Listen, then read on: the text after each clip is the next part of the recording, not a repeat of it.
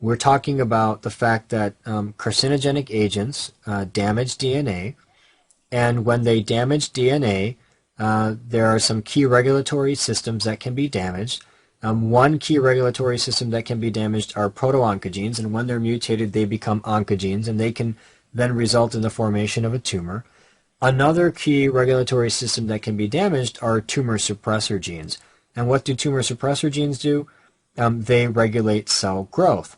And so this is the discussion that we now want to have, and that is that what are tumor suppressor genes and how could they result in tumor formation? So the key idea here is that tumor suppressor genes, they decrease, i.e. suppress, the risk of tumor formation. And the two classic examples are p53 and retinoblastoma. So let's take a moment to discuss each of these. Now, what does p53 do? It regulates the cell cycle. In particular, it regulates the G1 to S phase. And the way I think about p53 is sort of like a traffic cop. Let's take a whiteboard. Let's imagine that the cell would like to go from the G1 to the S phase. So before it can go to from G1 to S phase, it's got to sort of go past p53. All right, now, when it walks past p53, p53 is like a traffic cop, and it basically says, all right, show me your DNA. And when the cell shows p53 its DNA, there's two possibilities. If p53 looks at the DNA of the cell and sees that the DNA is mutated, then p53 will actually blow a molecular whistle, and it'll call in DNA repair enzymes and repair the DNA mutations so that before the cell goes into S phase, the DNA is repaired. That's one possibility. Another possibility is that p53 looks at the DNA of the cell and says, there is no way this cell is going to go into S phase, because if this cell's got way too many mutations and we can't repair these mutations. So in that case, what would p53 do? It'll blow another molecular whistle, and it'll call in a molecule called Bax. And guess what Bax does? Bax goes in and it destroys BCL2. So Bax goes in and it destroys BCL2. And you know what BCL2 is? BCL2 is the molecule that stabilizes the mitochondrial membrane so that cytochrome C doesn't leak out. So if you knock out BCL2, cytochrome C will actually leak out of the mitochondria, and when cytochrome C leaks out of the mitochondria, it will activate the caspases, which will then create apoptosis of the cell. And so p53 has the ability to induce apoptosis when there's severe DNA mutation in a cell. And again, the idea is you want that cell to undergo apoptosis because it's got so many DNA mutations that there's a risk that it could produce a cancer. All right, so let's read together. What do I say here? p53 regulates the cell cycle, in particular progression from the G1 to S phase. Now again, what does p53 do? In response to DNA damage, p53 upregulates DNA repair enzymes. All right. However, if repair is not possible, p53 induces apoptosis. And I've already explained how apoptosis would occur. Now, it's important to note that both copies of p53 must be knocked out for tumor formation. And the way I think about this is it's sort of like an intersection, right? These are traffic cops, and if one traffic cop goes to lunch, then the other traffic cop can sort of man the intersection and there wouldn't really be any accidents. But if both traffic cops are not at the intersection becomes chaotic and there's an increased risk for accidents. And so the only way to develop tumors is to knock out both copies of p53. And that's called Knutson's two-hit hypothesis. All right? That both copies of p53 must be knocked out for tumor formation is this notion that both copies must be knocked out is called Knutson's two-hit hypothesis. Now, loss of p53 is seen in more than 50% of cancers. Usually, both copies of p53 are knocked out somatically. However, it is possible that a patient could inherit one bad copy of p53 from a parent, and that's called a Li-Fraumeni syndrome. And the Li-Fraumeni syndrome is associated with an increased risk for multiple types of carcinomas and sarcomas. So that's a little bit about p53. Another important tumor suppressor gene is retinoblastoma. And retinoblastoma also regulates progression from G1 to S phase. And the idea here is that, I'll just do this as a picture, when the cell wants to go from G1 to S phase, one of the key molecules that it needs in order to do that is called E2F. So E2F is necessary to go from G1 to S phase, and guess who holds on to E2F? So E2F is normally bound by retinoblastoma. And in order for E2F to be released, retinoblastoma must be phosphorylated.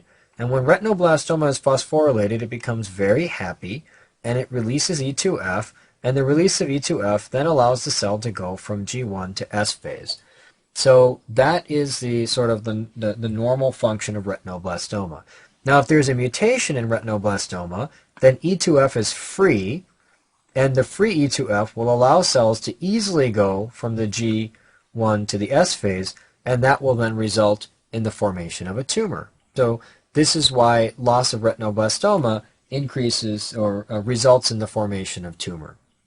So let's go back and read. So retinoblastoma regulates progression from G1 to the S phase. Retinoblastoma holds the E2F transcription factor, which is necessary for a transition to the S phase. Normally, E2F is released when retinoblastoma is phosphorylated. And who phosphorylates retinoblastoma? Cyclin D CDK4 complex, which has the ability to phosphorylate proteins. If retinoblastoma is mutated, that results in constitutively free E2F. So for E2F will be free, and that allows for uncontrolled progression through the cell cycle. So that's the consequence of retinoblastoma mutation. Now again, same idea. Both copies of retinoblastoma must be knocked out for tumor formation, and that's called Knutson's two-hit hypothesis. If a patient has sporadic mutations resulting in both copies of retinoblastoma being knocked out, the patient will develop unilateral retinoblastoma. However, if the patient has germline mutation of retinoblastoma, the patient is more likely to develop bilateral retinoblastoma, and they also can develop osteosarcoma. Now, I think this requires a little bit of explanation, so I'm going to take a moment to back away and explain a principle here. Now, let's take, so what is retinoblastoma? Retinoblastoma is a tumor that develops in the back of the eye, and I've included a picture here in your text, and here's the eyeball, and this is here the tumor sort of in the back of the eye arising from the retina, and that's a retinoblastoma.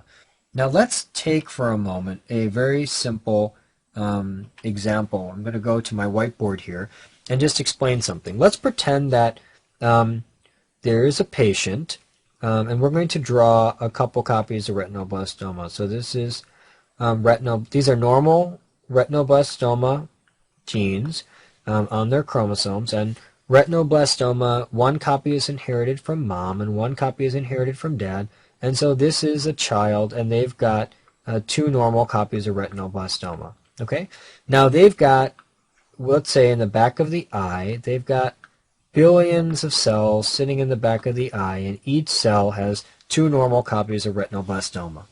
Now, in order for a tumor to develop, one copy of retinoblastoma must be knocked out, right? And then in the exact same cell, that one cell in a billion, the second copy must also be knocked out. That's the only way, by knocking out both copies, that the tumor retinoblastoma is going to form. All right? So what's the probability that 1 in a billion cells would actually get hit, the exact same cell would get hit twice, and both copies would be knocked out? It's essentially 0. And that's why retinoblastoma is essentially almost never seen. It's a very, very rare tumor, and it's very unlikely that you would ever see it except on examinations. And so that's why I say here in your text that a sporadic mutation, the most those patients would ever develop is a unilateral retinoblastoma. Now let's take the other extreme, and that is, let's say that the patient has, I don't know, retinoblastoma, okay, here and here. These are the father and the mother, and let's pretend that one of the parents has a bad gene. We'll put an X through it. Now what's going to happen is that the child is going to inherit one bad gene and one good gene, correct? Let's just make that as an example, that they happen to inherit one bad gene and one good gene. Now, in the back of the eye, every single cell, all the 1 billion cells, just as an example, in the back of the eye are actually going to contain or already begin with one bad gene because they inherited one bad gene. Now, what's the probability that an additional mutation could come in and hit the good gene? Sorry, this is the good gene here. What's the probability that that could happen? It's pretty likely. It's not it wouldn't be unheard of. And so these patients, because the whole back of the eye is sort of like a field ready to be mutated, if any one of these cells gets hit, they're going to get a retinoblastoma. And similarly, if any one of the billions of cells in the back of the other eye get hit, they're going to get another retinoblastoma. And that's not too hard to occur because there's so many cells that could easily get mutated.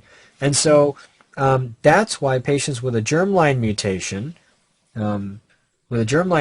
have an increased risk of usually get bilateral retinoblastoma. And what's also important for examinations, there's an increased risk of osteosarcoma. So that's something to be familiar with as well.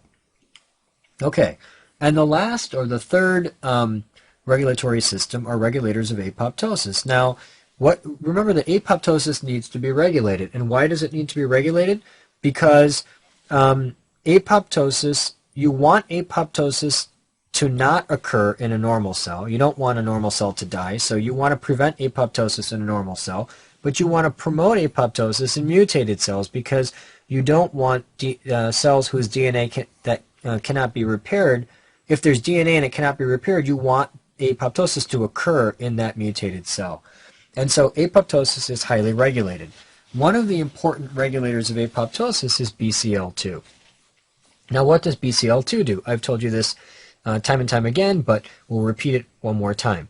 BCL2 stabilizes the mitochondrial membrane so that cytochrome C cannot be released.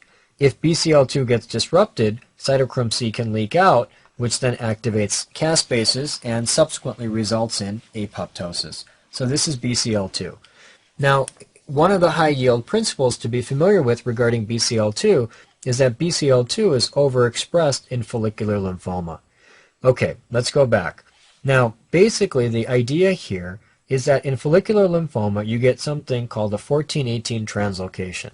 Guess what sits on chromosome 14? Yep, immunoglobulin heavy chain. Okay, and guess what sits on chromosome 18? BCL2. You have to know that BCL2 sits on chromosome 18. Well, you would know that because of the 14/18 translocation. You know that BCL2 is involved in follicular lymphoma. So these are some things to be aware of. Now, this translocation, when BCL2 goes to the immunoglobulin heavy chain region, because we're dealing with B cells, this is occurring in B cells, then what's going to happen is BCL2 will be overexpressed. And then, because BCL2 is overexpressed, apoptosis will not occur because the mitochondrial membrane will be super stabilized because you've got super amounts of BCL2. Now that's not really a problem because the vast majority of cells, and for the most part B cells, you don't want them to apoptose anyway. However, there is one region in the body where you actually want a lot of apoptosis, and that is in the follicle. Now why do you want that? Because remember what's happening in the follicle. In the follicle, the B cells are undergoing somatic hypermutation. What's somatic hypermutation? That's a random generation of mutations within the B cell so that you can increase the antigen, the diversity of the antibodies being produced by the B cell. So somatic hypermutation is a desired state, is a desired occurrence within the lymph node, but if the mutations fail, you want those cells to die. That's the mechanism by which cells die. So we could state it otherwise. When B cells are born in the bone marrow, and they're born as naive B cells, and then they go to college. And where do they go to college? They go to college in the lymph node. And in the lymph node, when they go to college, the way by which they fail in college is somatic. The test in college is somatic hypermutation. Are you able to produce a newly mutated immunoglobulin that might be able to react against antigen. And if you're not able to do that, then you have to fail. And the way by which the lymph node fails the B cell and removes it is apoptosis. So if the B cell is not able to undergo apoptosis in the follicle, it's gonna just pile up. And as the B cells pile up, that's going to produce a follicular lymphoma. Okay? And so one of the key features of follicular lymphoma is that the cells are not apoptosing, and the reason they're not apoptosing is because there is a markedly increased BCL2, and so the cells can't apoptose because the mitochondrial membrane is super stabilized. So that's BCL2 and its relationship to follicular lymphoma. A few other important features concerning tumor development. We've sort of concluded our discussion of the key regulatory systems, but there are a few other features to be familiar with. First of all, telomerase is a necessary enzyme for cell immortality. Now let's go back and remind ourselves. First of all, cells, when they divide, normally, each time a cell divides, its telomeres shorten. Okay?